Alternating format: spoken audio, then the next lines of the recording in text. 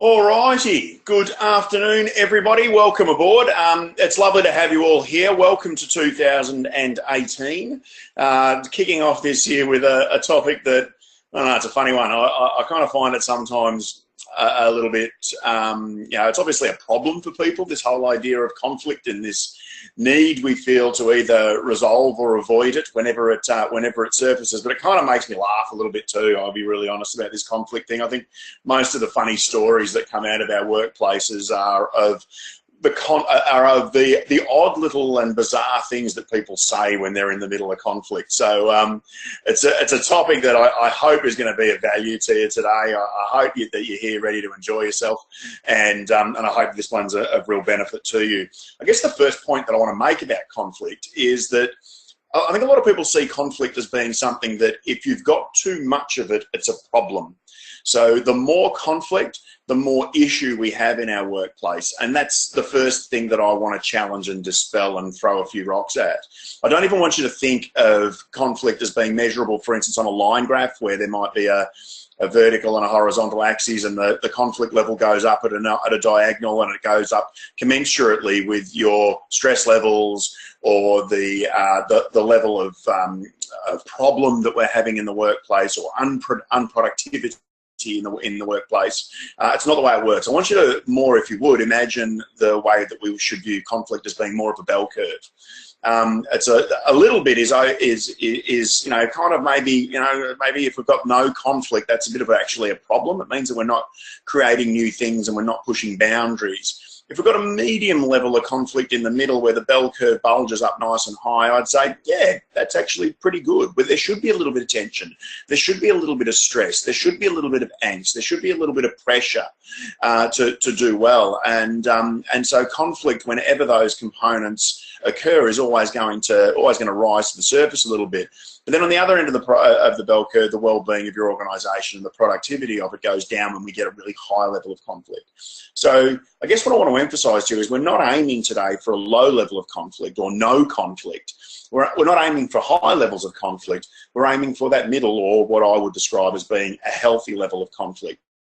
And that's where I think you can leverage disagreement, or you can leverage difference for genuine improvement or for the opportunity to create new products. I was talking through that whole concept recently with a friend of mine who said, "Oh, what's the next webinar that you're going to run?" And I said, "Oh, it's about conflict." He goes, "Oh, yeah, that's no good. It causes a lot of trouble." I said, "Yeah." I said, "You don't want to have none." And we were having a bit of a yarn about it. He said, "So really," he said, "in the end, conflict," he said, "is like sex. It's no big deal unless you're not getting any." And I said, "Yeah, that's right. It'd be really nice if we were getting just a little bit." And so therefore, I guess maybe that's contributed a little bit to my sense of hilarity around this whole conflict idea. So the truth is that any healthy organisation has what I would describe as being a medium or a healthy level of conflict. And we're always going to have some of that, because whenever we bring people together who are non-robotic. So we bring people together who have fluctuating emotions, they have different ambitions. So even in large scale or small scale projects, they all see different endpoints a lot of the time, particularly for their own roles within that team. And they also have lives outside of work. And so that means they bring with them the complications that come with outside that work. They bring with them the affect or the feeling from outside of work. And that means that, I guess, whenever we're embracing conflict, we're always working on the edge a little bit. And I want to let you know that today that I guess that's okay. And the idea of conflict showing up that's difficult and is not necessarily a sign that you as a leader are doing something wrong. So really important to remember that I've got this idea that we need to take a much healthier approach to the way that we look at and the way we approach. So what does that healthy approach look like? I guess first of all, that it's okay to disagree. I want you to think of this for a moment. A really clever fellow that came with all around the world is a fellow called Tuckman, who said that whenever we come together in teams, we go through these four phases where first of all, we're forming, and this is the happiness phase. So in the early stages of team development, people only see the good stuff. They just think, oh, this is going to be wonderful. I can really see this whole organisational or business nirvana that we're all aiming for, and we've all been given an oar, and we're all going to row in the same direction, and we all seem to talk in these wonderful metaphors and similes and analogies, and everything seems like nothing could go wrong. And then Tuckman says that we hit this second stage, which is storming. which means that it doesn't all go right. Something does go wrong. And this is where conflict starts to appear. What we need our organisations and our teams to understand is that that conflict is going to drift away in time. Okay, when we hit those first barriers, they're kind of unexpected, and I'll talk a little bit more to that in just a moment. But what we need to do is understand that it's just a phase that most teams and organisations go through. Tuckman says that the next phase is norming, where we're not quite up to the levels of euphoria we had when we were forming, but we've ridden through the waves. We've got through the nasty storm that comes in phase 2, and phase 3 is where we're performing. So we get people who settle through that norming phase, but then in phase 4, in performing, what they actually do is start to do not only their role, but they do it effectively and creatively. So they start to do things that are outside the job description that we as leaders perhaps have for them, which is really cool when that starts to happen. So what we need to do is to take on this whole idea that it's okay for there to be conflict. It's actually normal. It's not failure. And what it actually does is actually present for you an opportunity to demonstrate and to manifest resilience within your team, which is really cool. And you learn something. And so, from my point of view, from as an education and learning obsessed kind of person, it's really important for me that we're creating opportunities and not avoiding opportunities all the time.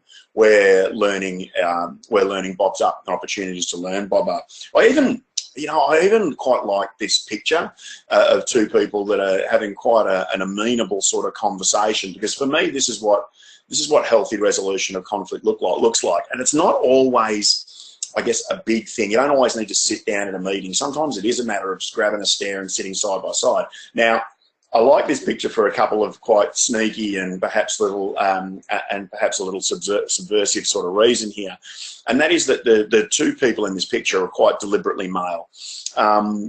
Males in particular, we have a little issue with conflict. We're not particularly good at it. And it's not our fault. It's not our fault. And the reason for it is that basically from at a biological level or an anatomical level, males have a much thinner and less dense connective tissue between the two hemispheres of our brains. And this means that we're not so great as females as being able to transfer our feelings into language. So we muddle it up and we get it wrong.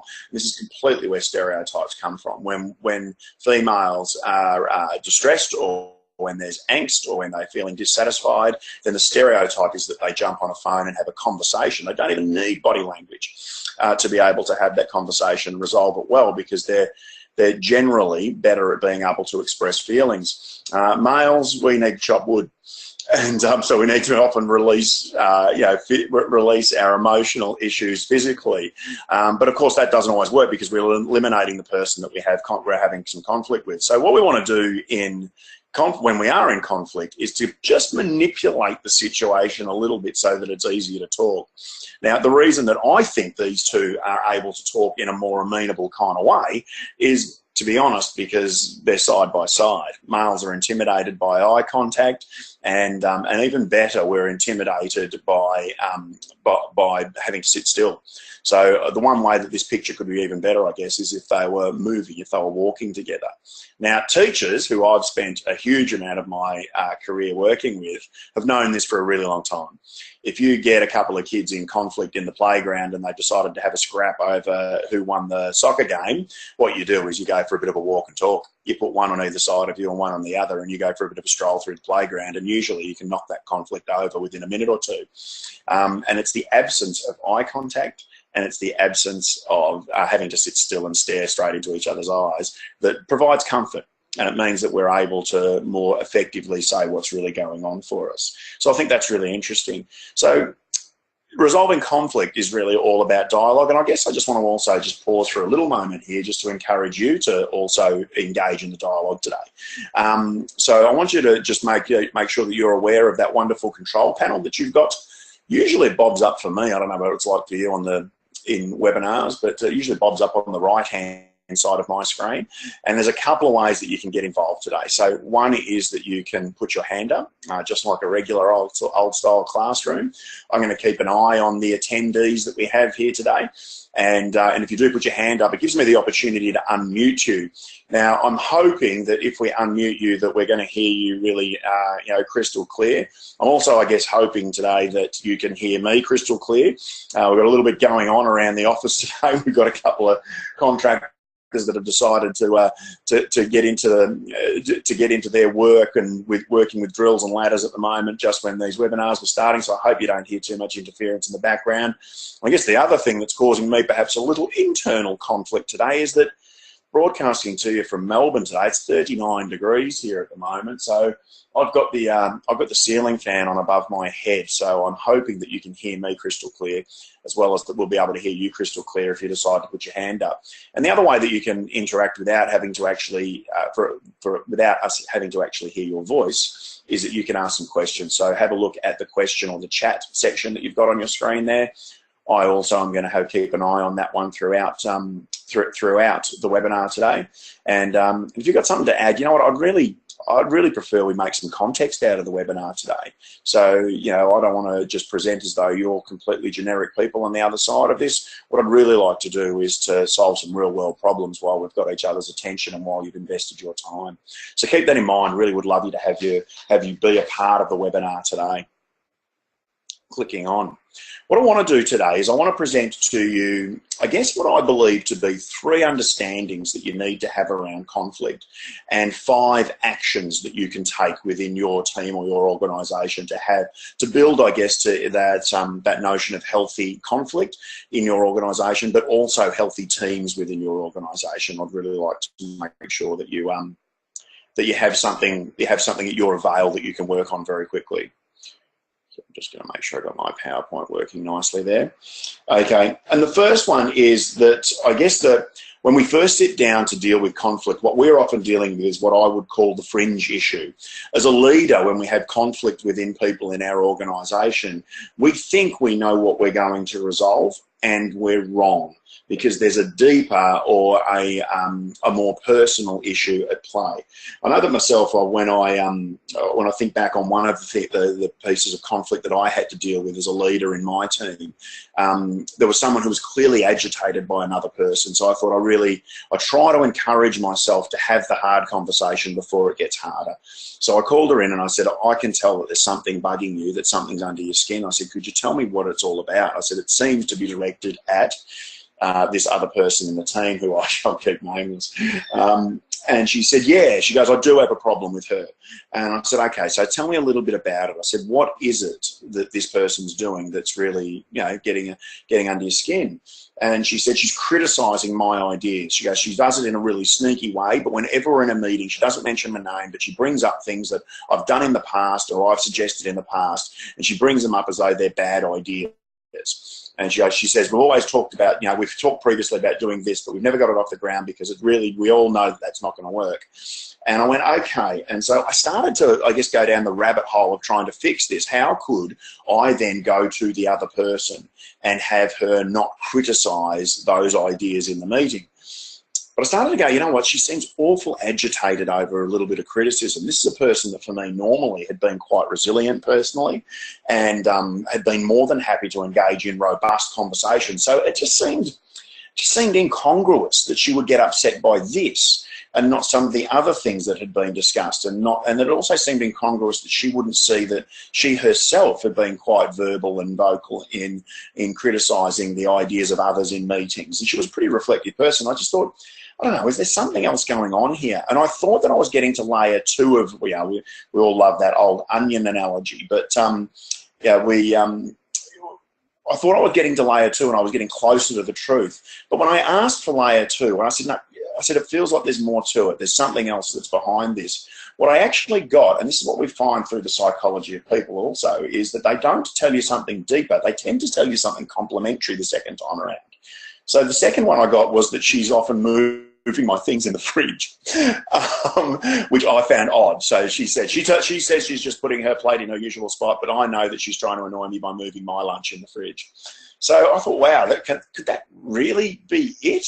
So what we find is that people often, when we talk to them about conflict, because there's a little bit of shame associated with it, I'm going to talk a little bit more about that today too, is that it's because there's a little bit of shame associated with it. They're reluctant to tell us what's really behind it, because there's a certain level of vulnerability that's associated with that. So what they tend to do is go in 3 steps. They tell us the fringe issue.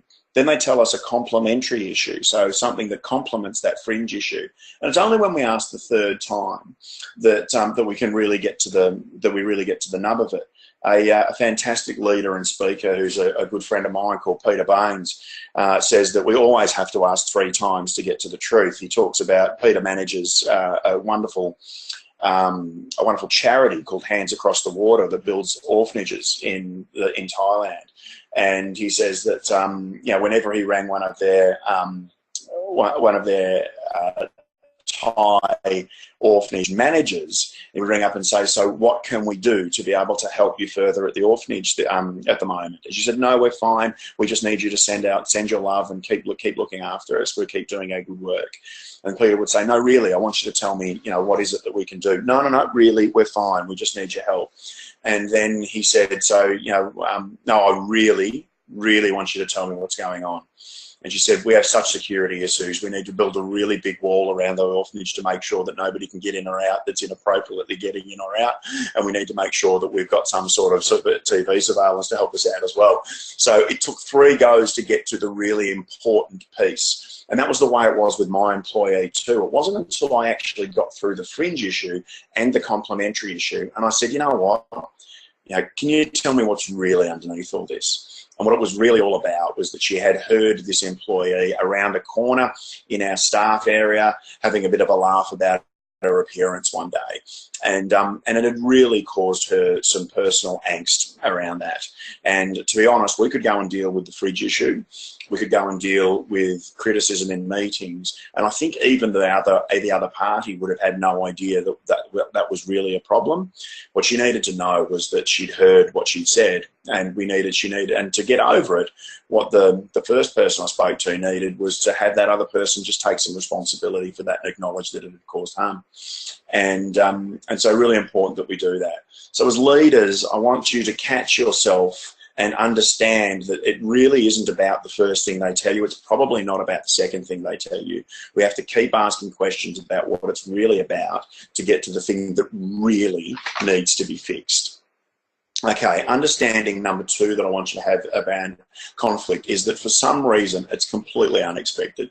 I'm a fan. I guess there's 2 TV shows that I think tell us every life lesson that we need to know that come from the States, and one is Seinfeld and the other is The Simpsons. And this picture here of Hans Moleman, who's a highly underrated character from The Simpsons, who is being hit in the groin by a football, is one of my favourite scenes from the movie. And I guess the reason that most people, when somebody gets hit in the nether regions, most of us, our first reaction is to laugh. And it's so cruel, but the truth is that we're laughing because it's so unexpected. It's the shock of being hit in that place, and the horrible little delay before the pain comes is awful. And so that's what happens when it comes to conflict in organisations, is that people just weren't expecting it to come for some reason.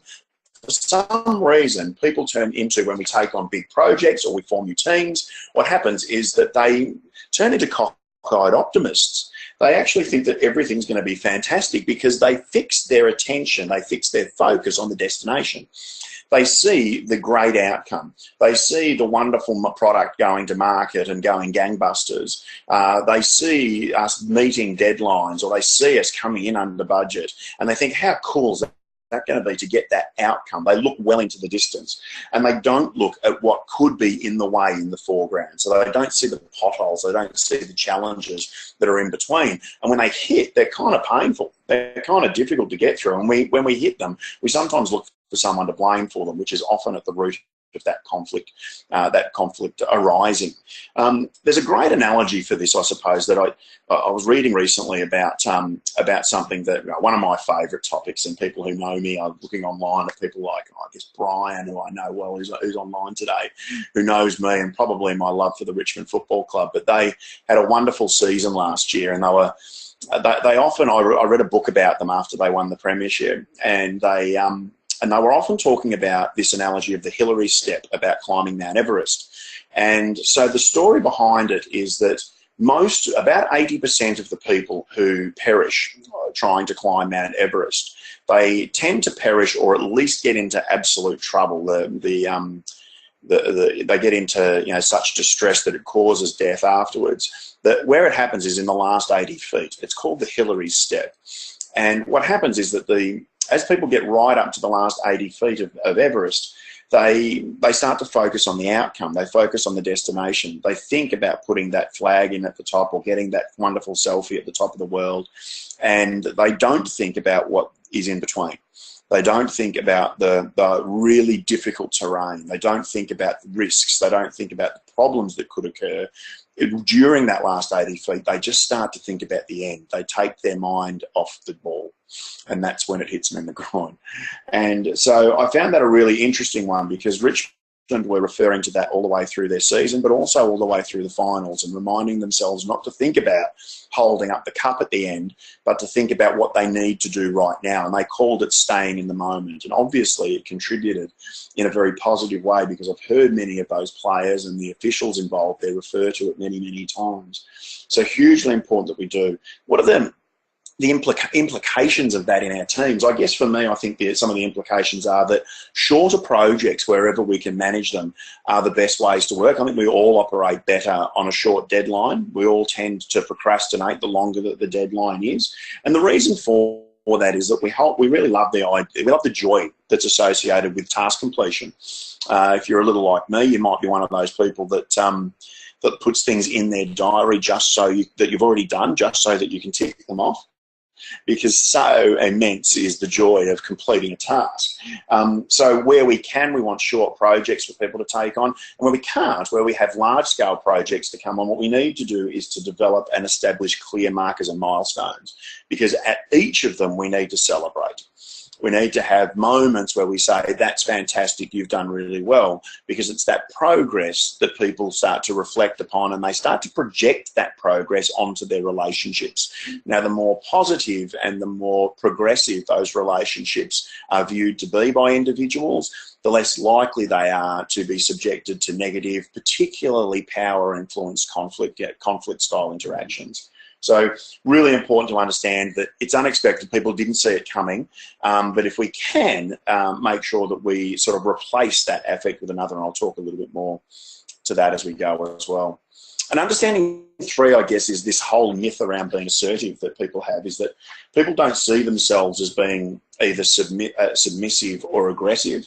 And I think most people, when they do even talk about those 3 concepts, submissiveness, assertiveness and aggressiveness, I think for most of us we could scale it. So that means that most people see on a scale of 1 or 0 to 10, they see the low point, number 1, being where we're submissive. They see number 10 as being where people are aggressive. And when you ask people, where does assertive go? Where would you like to be? The most common answer that people give us is that they choose 7. And the truth is, what they're telling us is that they would like to have a 70% win and the other person 30% lose, and they can live with that and move on.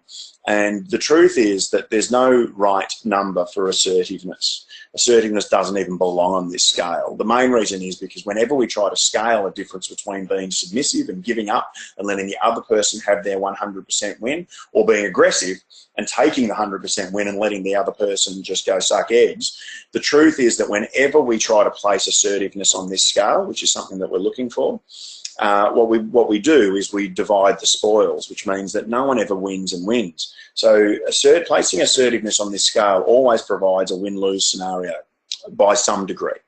And so what we're looking to do when we're looking to be assertive, and we want assertive people, is we want our people to know that being assertive is the absolute, unequivocal quest for win-win scenarios. And that's why assertiveness doesn't belong here. There's no win-loss when it comes to being assertive. Assertive people in conflict, in conversation, in dialogue, in product development are all trying to develop win-win scenarios for the people in that team.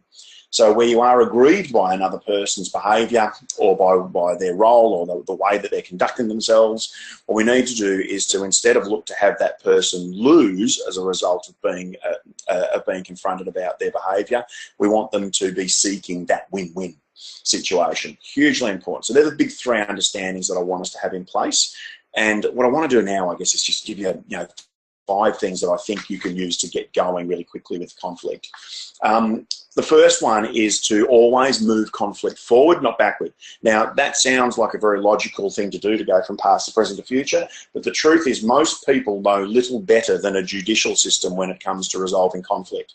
And the reason that they're bringing you in as a leader is because they want you to play the role of chief investigator and then magistrate.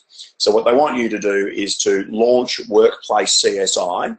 They want you to labour through their either version of the past to be able to get to the nub of what really happened. And here's the tricky bit about investigator role. You never do. Because of our own personal filters, both stories will be completely different. Our own personal bias for who might be telling the truth more will lean us one way or another, and we will somehow convince ourselves that this is the truth of what happened, when the truth of that is that it's an assumption. We don't know what really happened. We can never, ever place ourselves at the scene of the crime when it comes to the origins of conflict, and also when it comes to the idea of ascertaining blame. So we have to be really careful about that, because they're looking for us to take an arbitrary point of view. And what they don't know yet is that that doesn't have to be the way it is. We don't have to just have somebody go digging, and then say, okay, you need to take responsibility for this, and therefore you're going to cop this sort of, this punishment or this sanction, about the way, or this critique about the way that you've worked. And on the other side of it, look, you're not too bad, you can just get a warning this time, but, just, pull your head in a little bit. Neither of those actions is particularly productive, because all we did was go backwards from the point of conflict. What we really want to do is to take what we call in education circles a restorative approach, which means we go past, present, future. Now that sounds like 3 times the work, but the truth is I don't want you to launch workplace CSI when there's conflict. I don't want you to call witnesses. I don't want you to collect forensic evidence. What I want you to do is to get I have a bit of a word, I guess, a technical term for how much of the past that I need, and it's that I need a gist. And once I've got a gist of what happened, what I really want to do is move on to the present, because the present is where the damage is. The present is where the harm is. When we're talking about harm minimisation, what we're talking about in the present is saying, how's this making people feel? What's the issue? What's that real issue that's sitting underneath the fringe issue and the complementary issue? What's really there? And when that's there, when we can deal with that, then we can actually take appropriate actions in the future to fix it up. And it can be as simple as, let's go and have a coffee and work this out. And it might be as simple as just a genuine eye-to-eye apology or a handshake. And it might be that, let's get together, once a week for the next 3 weeks and just make sure that our conduct is looking after each other. But it's future-oriented rather than punitively oriented. So hugely important that I want you to make sure that we're moving conflict forward and not letting it get stuck in the past. The second thing I want you to do is to, get a little bit Nostradamus about you. I want you to make sure that you're anticipating that conflict is going to happen, even if your people aren't. So I think there's a couple of interplays that we can have here. Number one is that we can take a professional view to the interplay between people. So professionally, we need to mitigate against unhelpful conflict. Now, the way that we do that is to have a way of dealing with it, is to establish ground rules for the way that we're going to both conduct each other and the way that we're going to deal with disagreement and difficulty in the future before that comes along. And what you're doing when you build those ground rules is you develop your own contextual model for the way we're going to handle conflict when it comes along. Model beats relationship every single time. So what I mean by that is if all we're doing in hoping that projects will work for us is put people together who seem to have a good relationship or who seem to get on, or it seems like they'll work well together, what we're actually doing is putting that relationship at risk, because we're throwing a whole new spanner in the works by putting a new project or a new piece of work in there. We have no idea that that relationship is strong enough to withstand some of the behaviours that will come with difficulty when they do come in the storming phase of that project. So what we really need to do is say, okay, I'm going to put a model in place from a professional point of view. We might fill out a little questionnaire. We might fill out a little survey that says this is how we're going to work on it together. And when that comes along, we just go, okay, so can we just go back, first of all, before we discuss this, to the ground rules that we set for when difficulty comes along? Are we all cool to follow those now? Okay, let's get to work. The second interplay between people that I think we need to protect and mitigate against conflict through is personal. So we have a professional mode where we're going to go model over relationship, which is really, the truth is, this is how we pre-mediate. Now, I think most people have a horribly negative connotation towards mediation because their experience with it is that it always comes too late. So we want to pre-mediate by having that process established for everybody that's entering a project together. But personally also, we want to say, how are we going to look after ourselves? My experience, going back quite a ways now, was when I was a principal, and we actually brought in a really interesting way of people working together in a school. And we said, we built a school where there were no single classrooms. So it was what we call a co-teaching school. So every learning space had, instead of 25 students and one teacher, every learning space had 50 students and 2 teachers who were working together. And we put model in play to mitigate against relationship issues in that professional interplay. But what we also did was do some personal stuff. So one of the things that we did, and the personal stuff, the good part about the personal stuff is it's just fun. It's just fun. So the personal stuff we said was, we asked each co-teaching pair who were going to work together for that year to tell us what their co-teaching karaoke song was. And we asked them to go away and research it, not the first one, and they both had to agree that that was going to be the best, that was the best song to describe the way they were working. And we had some rippers, we had corny, actually, the truth is most of them were corny, but we had Islands in the Stream by Kenny Rogers and Dolly Parton. We had Nothing's Gonna Stop Us Now by Starship. Lean on Me was one that got a run. And then there was others that, made me sort of slightly concerned about their activity out of hours, which was songs like Tub Thumping by Chumbawamba, which is hallmarked by those lines, I get knocked down, but I get up again, you're never going to keep me down. And which I thought was incredibly clever. And I was surprised at which of the professional versus the personal interplay work that we did was most often referred to. It was the personal. When people get together and they make a decision together around that personal stuff, a silly karaoke song, that was referred to many, many times by every co-teaching pair throughout that year, and it seemed to realign them when difficulties and stresses were coming along.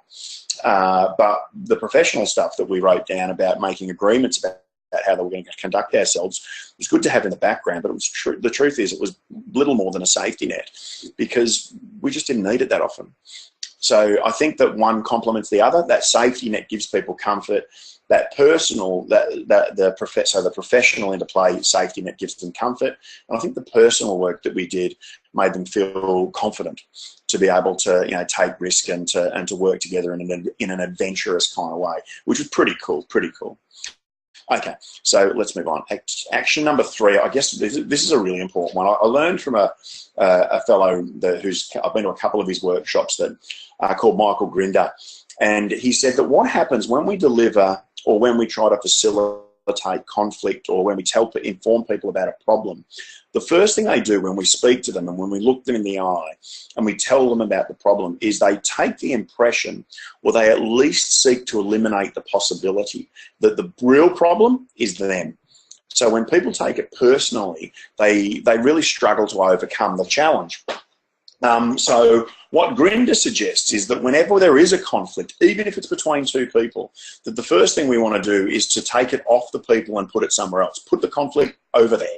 So my favourite has been to use a whiteboard, which means that what I'll do is, if there's a conflict, is clear a space in my office. The key people who are in conflict will be sitting there in a nice comfy chair, and I'll write up on the board. So the problem seems to me to be this: 1, that, 2, that. Have we got that right? Is that what we're working on? And I'll actually physically step back from the board and point at the problem, because what that does is it takes the problem off the people in the room, as though this is me in some way, I'm dysfunctional, and it says the problem is up there on the board and we are here as a group to work on that. So really important. It's a small thing, but it's something that all of us can do really quickly.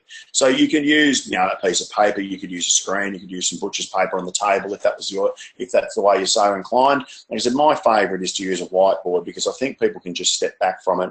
They don't take it as personally, and basically the job then is to collaborate to be able to make that problem wipe offable from the board, is what we used to say. So, so really important there, make sure that you're putting the conflict in a different place so that people don't take it too personally. The next one's a really interesting topic, I think. This whole action is to remove the sting of defeat. And this comes, I guess, from just taking a moment as a leader of a team or a project leader, of taking the moment to actually stop and think, are my teams genuinely collaborating, or are they competing within the collaboration? So are we only rewarding certain people who hit certain markers, and are we perhaps even punishing, even by exclusion, the people who don't hit certain markers? Are people competing personally for rank or for status within what should be a collaborative environment? Because like I mentioned before around assertiveness and those competing concepts of being submissive or aggressive, competition creates winners and losers. And when we lose, the emotion that most quickly and sharply comes to the surface is shame. It's embarrassment. And one of the key causes, this is some of the psychological research done by people like Donald Nathanson, one of the key causes of personal shame is matters of personal or professional competence. So where we feel incompetent personally, where we feel like there's something wrong with me, that's when shame comes along. Now, when shame comes along, the emotion is so intense. So this feeling of being defeated, this feeling of losing, this feeling of being a loser is so intense that we tend not to respond rationally. We don't respond with the thinking part of our brain. We respond through our feelings, through our emotions. And because those emotions are negative, we tend to respond negatively. The 4 ways that you will find and you will observe people respond negatively to the sting of defeat and the feeling of shame that comes along is, first of all, they withdraw. So we get people who actually physically take themselves out of the environment. And they do that by calling in sick, frankly. So you'll know people who get into situations where there might be an argument, there might be a piece of conflict that's left unresolved. They feel like they've lost in the situation because the other person was aggressive, and they beat themselves up over how submissive they were. And so the next day they're so full of shame that they just call in sick. And what they've done is withdraw from the environment. The second way that people respond to shame is they avoid. Different to withdraw. Avoidance is the avoidance of the feeling of shame. So they kind of numb themselves to it. And the way they often do it is through, one of the most common in Western societies is through alcohol. And sometimes they do it through their work too. They'll all of a sudden start to work ridiculously late hours, or they'll throw themselves into out of work activities as well to avoid the feeling that of being in a situation that avoid the feeling that that I'm in some way dysfunctional and the shame that's associated with that. The third way that people respond to shame negatively is that they attack themselves. And if you call them in and say, hey, this doesn't seem to be going so well, tell me what's in your head, they'll say things to you like, look, I just suck at this. I just, I know you've got to deal with me. I'm probably the worst employer you've ever had, and you probably want to sack me on the spot. They really turn on themselves. And there's a truth here that's kind of an uncomfortable truth when people do this. And it is that what they're doing is trying to make the situation static.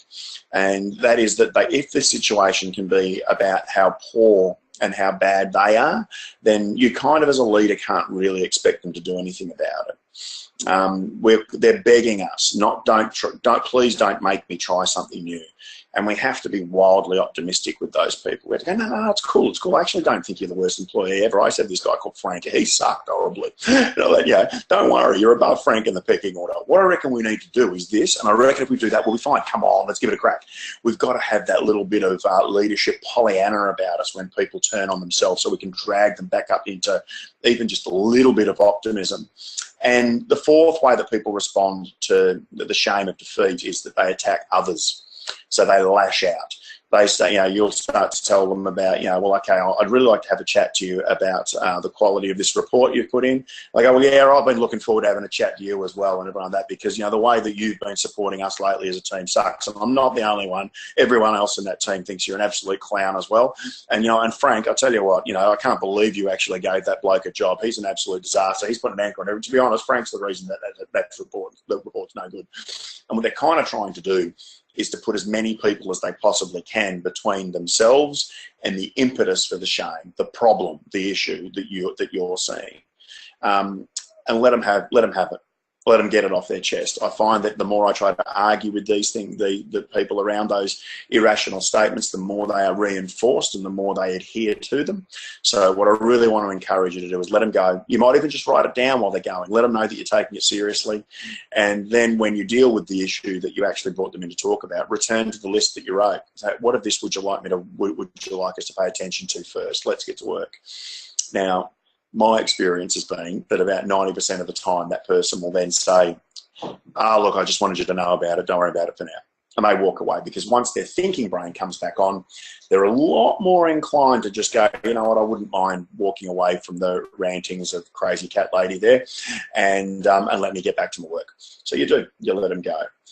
The issue when we entertain and when we allow ourselves to be drawn into the shame of defeat is that we get an experience which has been, I guess, almost in the time of fables referred to as what they refer to as lament, which is this ritualized behavior that serves to create what they call a community of shared mourners. That's what Mark Smith called it, a community of shared mourners. So what happens when people are allowed to just wander in this negative state of shame and defeat is that they look for allies. They bring people in to share the mourning with them. And that lament can be an incredibly toxic situation for your organisation. I want you to avoid that by getting in early and avoiding the rush. And then the fifth act I want to suggest to you is that it is hugely important that once the conflict has been resolved, once we've dealt with it and we feel like we've been effective in our work, is to allow people the opportunity of success through informality.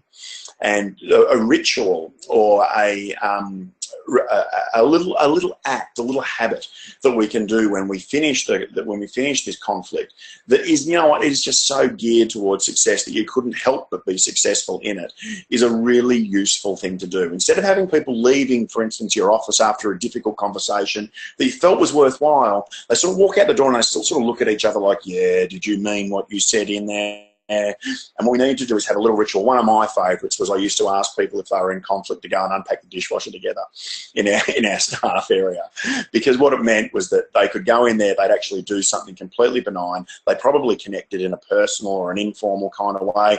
At the end of it, I can thank and congratulate them. Now, the opportunity to thank and congratulate is hugely important, and the reason for that is because that's what builds trust. It's what it lets people know that they've done something that you think's of value. And while it's only unpacking the dishwasher, it doesn't have to be. I guess some organisations will do things like have a cool little handshake, or I guess this is where I cringe a little bit at the whole let's hug it out kind of activity. But what that's tapping into is this notion of let's conclude this in a friendly, informal kind of way so that we can go back to our work and actually execute the agreements that we've just made.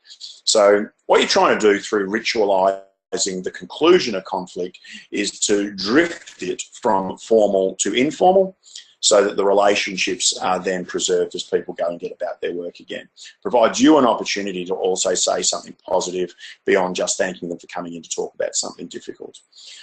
All right, so there you go, guys. Look, I want to encourage you about a couple of other things before we finish up today, so stick around if you would for just the next few minutes. Number one is that what I've done is I've put the slide deck today in the GoToWebinar control panel as a handout for you. So if you have a look at that handout section, I want to, if you found today valuable at all, I really want to encourage you to go and grab that slide deck, use it, and let us know if we can help. One of the other things I've been doing a lot lately is a lot of keynote speaking around this work, because the idea of having a healthy, learner-centered approach to conflict sits behind quite a lot of the keynotes and the presentations that I've been doing lately. So if you would like to have me have a yak with you, don't worry, not booking anything, but if you would like me to have a yak with you about how that can work, whether it's a keynote or whether it's a workshop or some coaching or training or partnership, then you know, we've done some really great long-term partnerships with organisations now around that.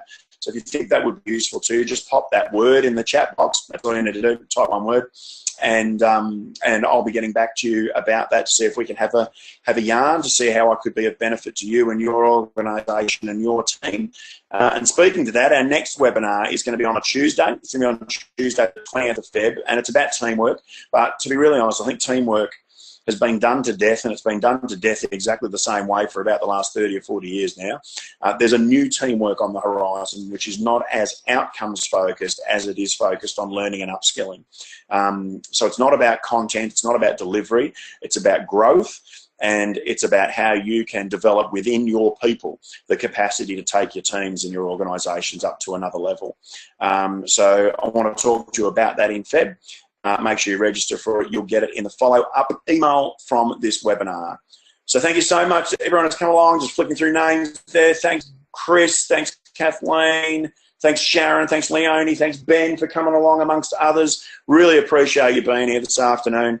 Have a fantastic week. Have a fantastic start to 2018. And stay in touch. We'll talk to you soon.